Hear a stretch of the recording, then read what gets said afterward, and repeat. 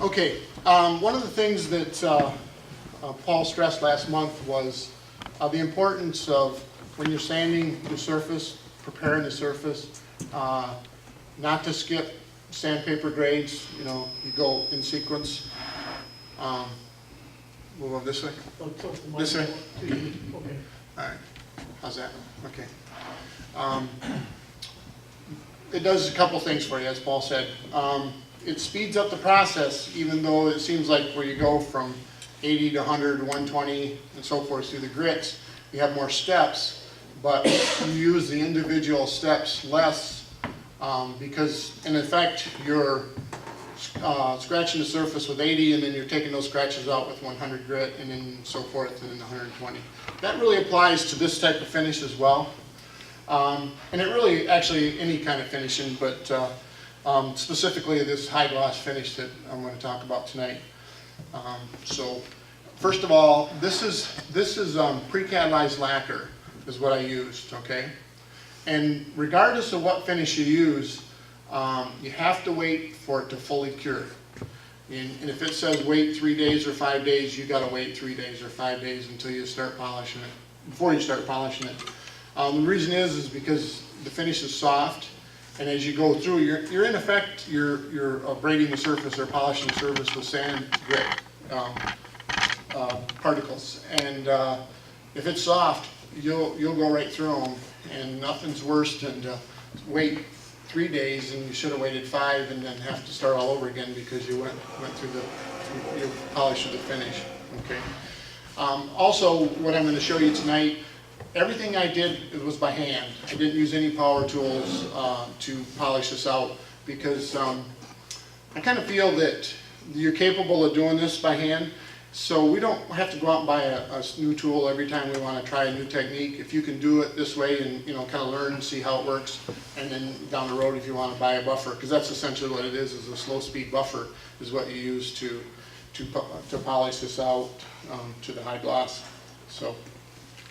I'm gonna, if I may, the buffer presents another challenge in that it's very fast, and it's just like polishing too soon on a finish. You can wear through it really fast. easily. Exactly. Yeah, you do have to be real careful, and you need speed control because you only need about 300 or 400 RPMs to polish them out. It's not like it's random orbital sanders. I don't know what they turn, 22,000 RPMs or something that would just blow right through it. So it's control is what it is. You need to take your time and go through it. Now, as I go through this, I'm going to try and illustrate to you the different steps and the effect of them, but I'm not sure if the camera will pick it up. I'm going to tilt this and see if maybe I can't. Oh, no, don't bring it in there. No, it really don't show. We'll have to look at that when it break in the break because, yeah, I guess you can see down by my thumb there. That's the high polish, the gloss, and this here is a satin. Yeah, you can, but you really need to view this for firsthand. So okay. Plus, you'll see the smoothness of it. Okay. One thing about the high gloss aspect of it is if there's any flaws, any flaws at all, they stand right out like a sore thumb. So you need to address those before you start putting the finish on. And in fact, I left some flaws in here on purpose so you guys could see firsthand. Hey,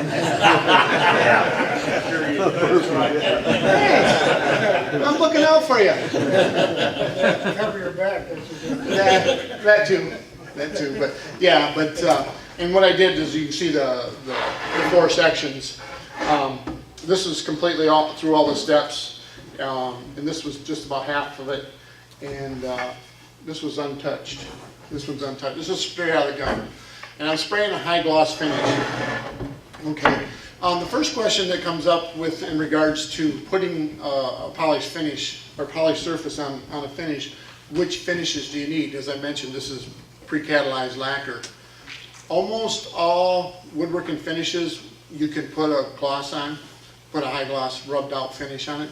The thing you got to be careful of is with lacquer and your varnishes and some of the oils, and I'm not going to name them all because I don't have them memorized, but when you apply one coat and you apply the second coat burns into the first coat. The solvent softens the first coat, and then as it cures, it becomes one coat, okay? Some of the finishes are actually layered. The ones that you have to sand between the coats, they're actually mechanically bonded together. The chemicals are not the ones that are holding it together. And those you got to be extremely careful. In fact, I don't recommend you try to buff those out, because if you go through one layer, it leaves a little ring where because what it does is it wants to pull that edge loose, thereby leaving a nice big spot where you went through the first coat. Where in the solvent-based ones, the ones that burn from one to the other, they're all one piece. There's no layer to go through until that last layer, and then you're into the wood, and obviously you don't have any finish on there. So you have to be real careful. And the best thing to do is to do your homework. I know oil finishes, and I mean oil like boiled linseed oil, Watco oil, those kind of finishes, they don't bond as well from one coat to the next. Basically, you're building them up layers in terms of sticking one finish to the other, but the actual solvents are not that harsh to where they burn in the next coat. Now, somebody's going to say right away, well, what if you, like the guys that do the turning? Now, they use friction, and that will soften the finish, and they will bond together better that way. We're not talking about that aspect. We're talking about finishes that you apply in multiple coats. One thing I do, and I go to quite extremes, is I sand them down flat in between each coat. I try and get it as flat as possible. And I'll show you why when we get up here and move around, because I didn't do a very good job on one spot. Yes, Gary? How many coats do you have on that? This is 3. 3 coats, yeah. And one of the things, and like this table here, and I don't know how well you can see it, and it'll probably be difficult. This is a real deep finish, but this is only 3 coats as well. But it's got that depth, that luster, and it gives you the feeling that it's deeper than it actually is. Is that kind of when you looked at it at an angle, you can kind of see that? It really is not coming through. So, and you guys can come up here a little bit and look at that. But so the finish, the depth you're getting is from the polish and from the fact that it's a high gloss finish. Now, satin finishes, semi-gloss, and all those will polish, and they will get a glossy surface. But they put flattening agents in them so that it just comes out of the can with satin or whatever. And you can polish that surface and get a shine on it. But the flattening agents restrict the light from traveling through the finish so that you can see the grain. Okay. The good thing about that, it hides a lot of flaws. Did I mention that a while ago about the high gloss shows everything? Well, those flattening agents deflect the light. And if you were to, really don't have anything. If if you could follow the light and it travels in, it travels all the way through the finish and out, so you see the grain. Well, what happens when you use those flattening agents? It comes in and it spreads out. It actually diffuses it. Like these light fixtures, these things, they diffuse the light, they break it up and they spread it out. That's what those flattening agents do. So, and the more flattening agent you have in the finish, the less you can see where the grain is. Of course, the high gloss, it's pretty much the clear finish. You can see all the way through. So when you take a high gloss and you can see all the way through it, and you start polishing that surface, what you're doing is you're clarifying so that you can see all the way down to the wood. Of course, you're also putting a shine on it too. And when you come up here and look at this, look at it at different angles, because you can kind of see that, the light fixtures are a good example. You get them at the right light, you can see almost a clear reflection of it. Back in the old days, when they used to paint cars and they used to polish the the finish of the card before they had that clear coat stuff that they put on there now to give it gloss, when they polished it. They used to measure it. They used to take a ruler and they'd say, that's a 12-inch shine or that's a 24-inch shine, where you could read a ruler from the reflection in the paint, okay? Obviously, they don't do that in cars nowadays because they put that clear coat and that's what gives you the shine. And that's in effect what happens is you're reading, you can see based on the clarity of the finish and how it reflects. And when you look at it, you're looking through the finish, not actually at the ruler itself. So, okay. So when you apply your finish and you go through each step, you apply it, you sand it down, you apply it, and you wait patiently for your 4 or 5 days or whatever the finish calls for. At that point, there's many finishes, they tell you that's it. You can stop right there. And you get a decent finish, you know, because I keep wanting to show you this, but there's really not much you can see. This surface here wasn't touched. This is straight out of the gun, okay? I don't know how well you can see the reflection of the shine right there. As opposed to, nah, they really don't catch it on the can. Now here, this one here, this section here, I buffed it out with steel wool, and this section is straight out of the gun. So I haven't touched this, but you can see where it's got a matte finish where I took the steel wool. Now this is all the same finish. I sprayed the whole thing the same. I just buffed that out. It's worse than looking in the mirror, you know. At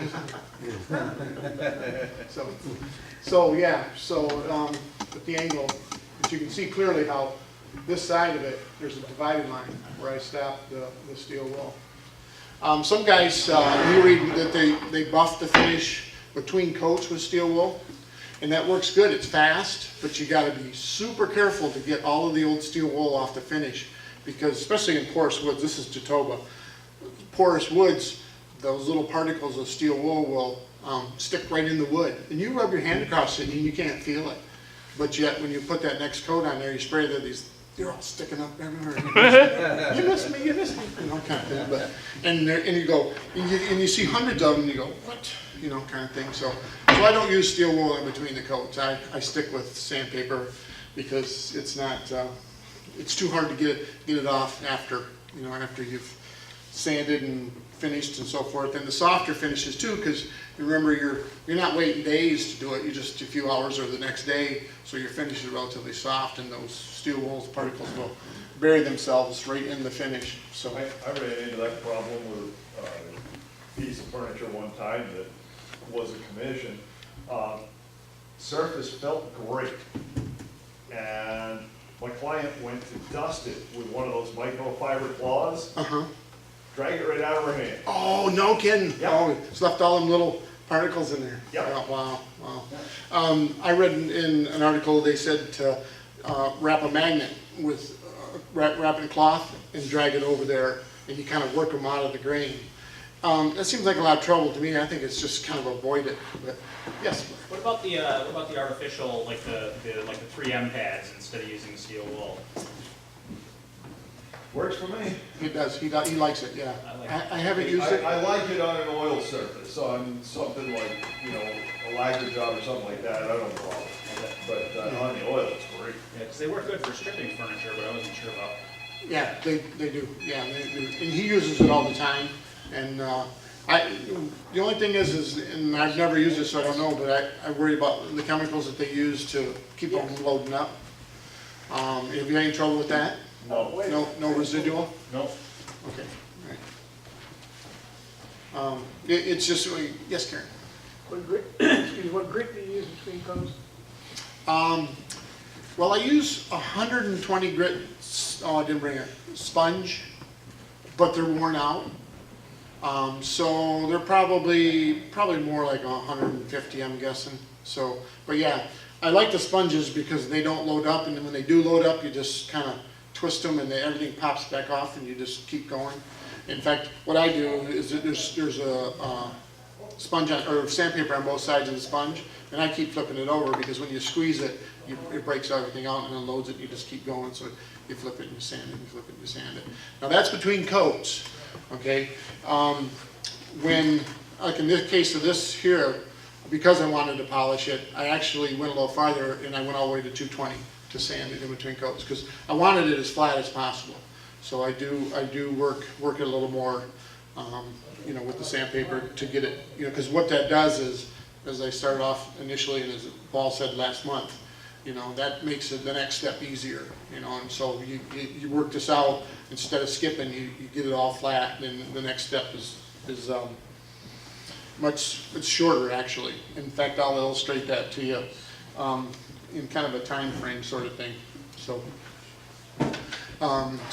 in regards to polishing the surface itself, and then the finish, is there any questions about that? Is that pretty clear that they're not all, you can't polish them all, but the flattening agent affects the clarity of the grain and stuff? Is that pretty good? That's clear, but I would have a question on how much sanding, how do you tell when enough's enough? Okay, that's a good question, and I will cover that. Okay. Yeah, and that's kind of with the surface, the prep. As far as to this point, to where I started to, after the surface is flat and the last coat's on.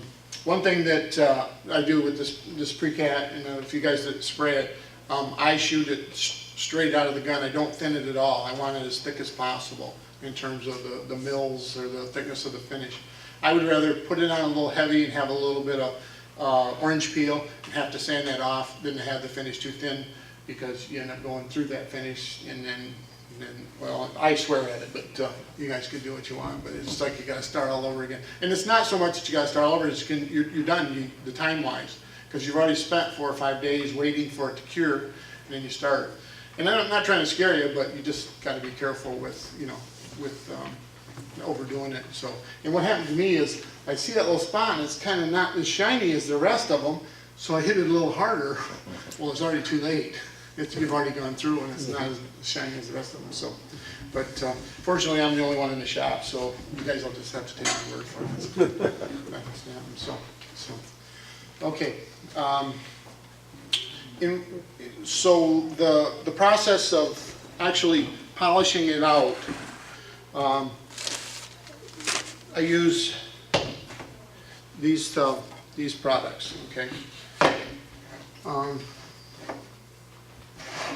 The 2, the 4, and the 2 is the medium coarse, and that and sandpaper. And I actually, what I do with the sanding block, and this is wet dry sandpaper.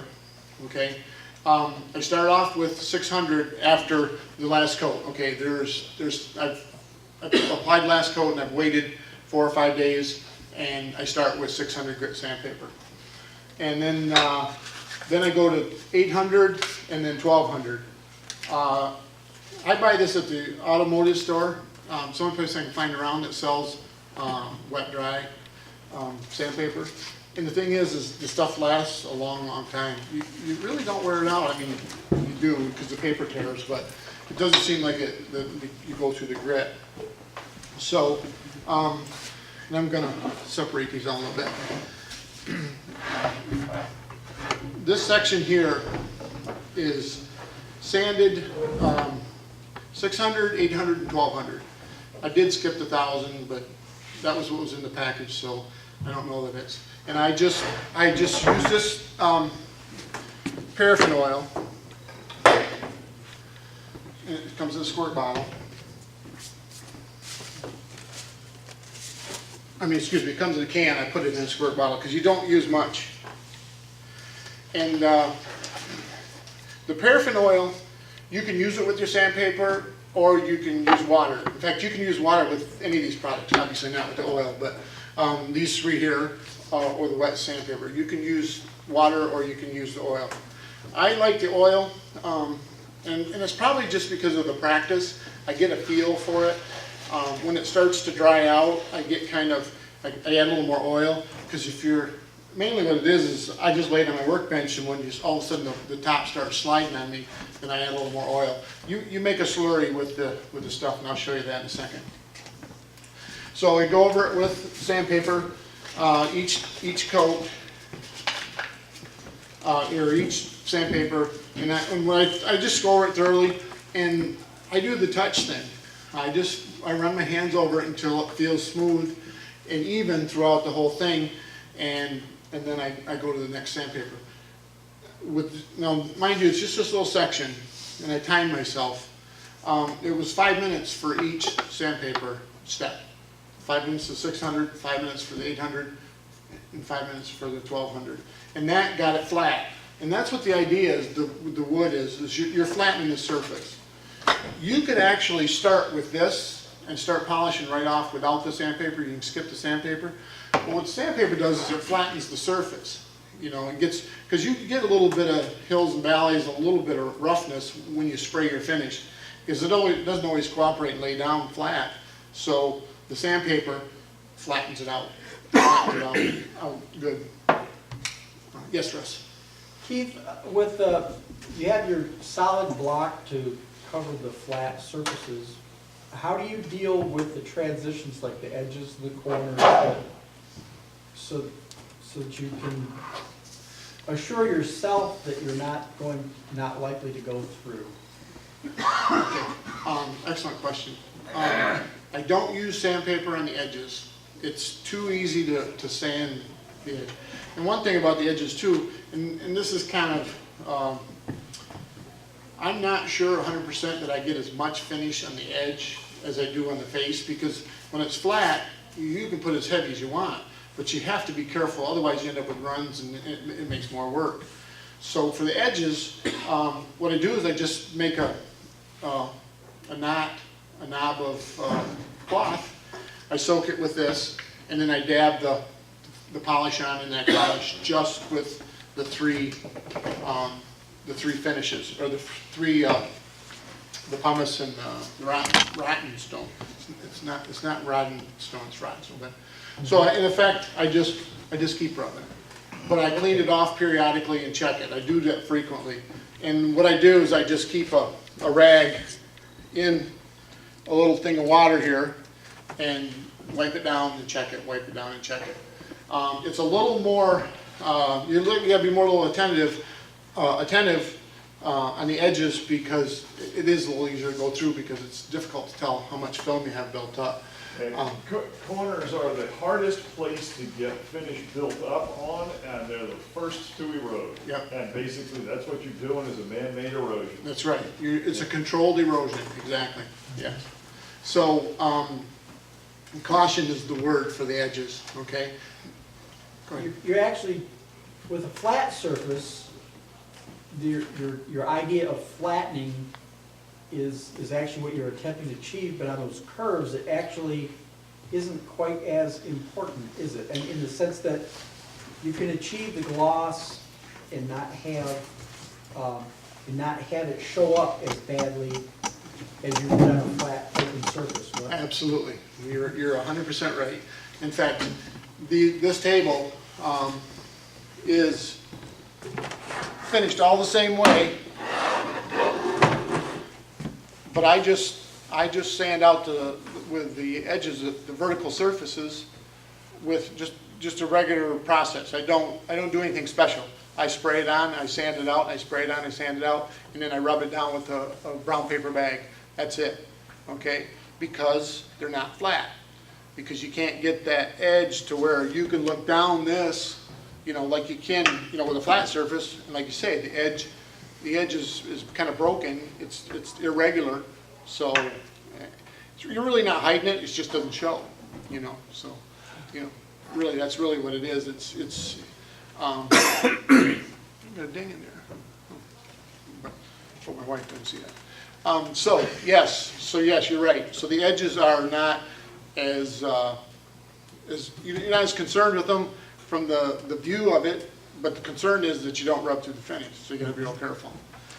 In fact, when I do the edges, this is the finest, the rotten stone. This is the finishing material that you buff it out with. And I only use that on the edges. I don't use these two at all on the edges. I just stay away from it. It takes you a little longer, but it's just, you know, it's not worth it to damage it. Yes? Sometimes, I don't use any of what you're using there, but most of the things I make, I don't even mess with the edges because they don't look that bad if you just leave them alone. And if I touch them, I'm gonna screw them up. You know, That's a good point. And so many times it's in an area that. And I don't think it sticks out like a sore thumb that, hey, this hasn't been Yeah. finish sanded 6 times. And you make a good point, because in certain areas of your project, you can't tell, you can't see it. But like in the case of this, you know, it kind of transitions from one part to Right. another, it needs to be addressed. This edge here is not polished, you know, you can't see it, the bottom's not polished and so forth. So yeah, so there are certain, you know, certain instances where, yeah, you don't have to get too excited about it, so.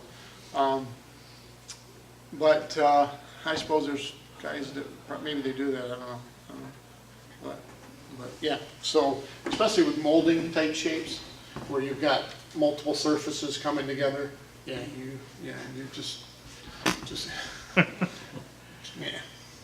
No real, But you know, No, you're not- each person do his own. yeah, but you're not really accomplishing anything. If you were to take crown molding and try and polish it, you know, I mean, it would be kind of nuts, but yeah. Kind of gives me the willies just thinking about it. But yeah, but you're right, yeah, it's not, oh, okay, I thought maybe I was gonna get some feedback. All right. Hey, question. Yes, Have you used any of those boron clear finishes for similar finishes, or is that totally something different? it is totally different. That's essentially the basic compound is an epoxy type material, where you mix the two parts together and you pour them on, and then you don't touch them. You see them a lot on restaurant tables and stuff like that. Yeah, no, I haven't used them. Though, the only thing I know about them is they're relatively soft. You know, they don't wear very well at all, so. It's hard to get this. I work with epoxy. You do? You notice that? No. Yeah. Yeah, so it's hard to get all of the fine scratches out. I mean, you really got to work at it. Yeah. And, Once you start, if you start that on it. that process, yeah. So no, so your question, the answer to your question is, no, I haven't used it. I think it's neat looking. I like it when they put that on there and then they put something underneath it, like a collection of butterflies or whatever. I think that's where that's really neat, because you can display something and yet not. Well, does it have to be that thick? It's got to be reasonably thick. I think when it's thin, it's brittle. So yeah, I think you think it's got to be. There's a minimum on it. I don't know what it is. I haven't worked with it. So what I always when I've read about it is the problem is the air bubbles. If you don't get the consistency mixed right, you don't pour it fast enough, that starts to set before the air bubbles get out, and that's a problem. Outgassing. What, pardon me? Outgassing. Outgassing, yeah. Yep. So, any other questions? Yes. Have you ever sprayed multiple coats of your lacquer to fill the grain, and then done your 3 coats above that? Yes, I have done that. How Yep. many coats do you typically, well, let's say you do mahogany. Mahogany or walnut, yeah. Usually about 3 or 4 coats. Mind you, you're not really doing 3 or 4 coats. You're putting one on and essentially sanding it back flat. And then you build them up to the point where they're full. I have another table that's Jatoba Brazilian cherry at home, and I did just that. I liked it better with the grain, the texture of the grain, but it took me quite a while to build it up. One of the things that you have to be careful of is if you get it too thick, then some finishes in fact, the manufacturer will say no more than 4 coats or no more than 5 coats. So you really have to sand them back off to get them. Really, the best way to address that, if you want to fill the grain, is to buy a grain filler.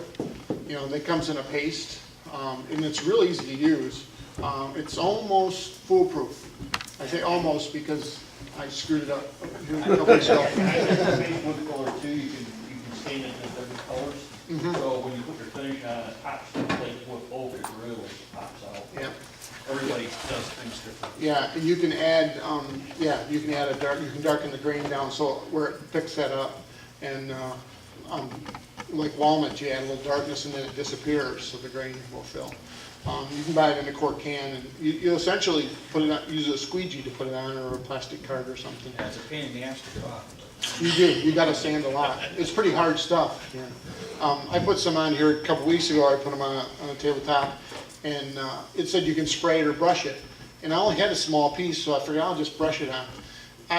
I had valleys in there that big. I mean, it was just like, I just couldn't put it on fast enough. It kept drying, and so I ended up thinning it down. Well, then I ended up having to put 2 coats on it, and I finally got it flat, but it took me a while to fill the grain. So, but I like a finish. Actually, you get a lot of finish like this, where the tight wood grain, like walnut or maple, it's glass smooth. You can really get a beautiful tabletop or whatever you want to do. So, any other questions? Forgot where was that? Oh, we were doing the edge, and using a cloth and just essentially, you know, because this will follow the contour. So, okay, now the application of the finish itself, or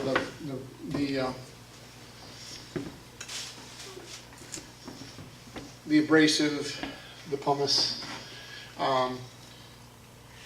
This is a little bit of a learning curve, because when I first did it, I used to get it too soupy, and you just kind of push this juice around, I guess, and where you need it a little bit thick. I would say syrup, maybe a little thinner than that, so that you're actually abrading the surface. You're actually polishing it. All of the books tell you to get a felt block. This is the felt block. What you do is you have to use it for a little while, and it gets soaked with the oil and with the in this case it's the rotten stone. You have to use a different block for each one, and these were like $10. And I thought, gosh, you know. At first I thought I'd cut it in half, but then you're doing twice as much work because you got this tiny little felt block. So I have the one, and I use it for this because I got it. But what I do is I buy cork at Michael's. It's got pre-stick on the back, and I just stick it to a piece of wood and use this. And this works just as well. In fact, it works as good as that, and you get them. The only thing is after a while, I'm using that much. The cork kind of frays off the edge, and it gets to the point where you'll see when you push it across, you kind of get an even stream that you know that you're buffing the surface, and it'll leave streaks of it, so you know it's starting to wear out. And you just get another piece of wood and just I'm moving this kind of fast, but you're all right, Steve. That's good. Yeah. So you can see it's just stuck on there. It's nothing fancy. I think I paid $3 for a sheet of cork that comes, you know, pre-adhesive or peel and stick. And I mark them for the individual abrasives, because obviously you don't want to mix them up. If you think you're finishing and you're using the coarsest one, you're basically backtracking. So not a good plan. So okay. Move this out of the way so you guys can see. This.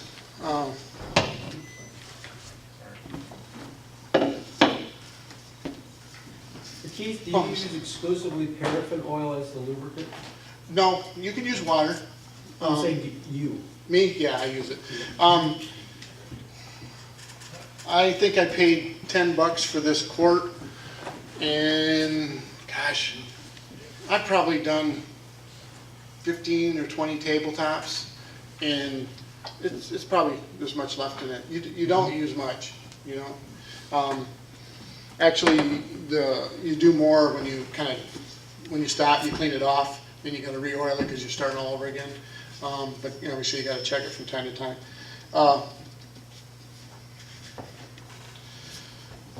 These are ground up stone of some sort. The pumice stone, the 4 and the 2F are they're both white, and the rotten stone is black. Oh, that's okay. So this section is the one I'm going to work on. This section has been sanded all the way through the 3 grits, and I've used the 2F and the 4F, and I've went over it. And for this section alone, he was asking about the time, how long it took. This section here alone, those steps probably took me a half hour, if that much. When you get into these really are abrasive, so you don't use much and you don't do it very often. You basically stop and check frequently, okay? So that to that point, it moves pretty quick. And then you get into this, and it's kind of like you go in slow motion. It takes forever. No. This section here, you guys can look at it when you come up a little bit. I've got about an hour on it with just the rotten stone. Okay, so you have much more time involved in it, but I stop and check it frequently because I don't want to overdo it. You know, I mean, you're going to get to a certain point, and you know, you're just basically wasting your time going beyond that. So, so I don't. So I stop it and frequently and check it, so it takes me a little longer. Okay, I'm going to get on the end here. Some of the things that I want to show you today too, I really can't show you until you stand right next to it, because you can't really see with on the camera. So, and this is my finished block.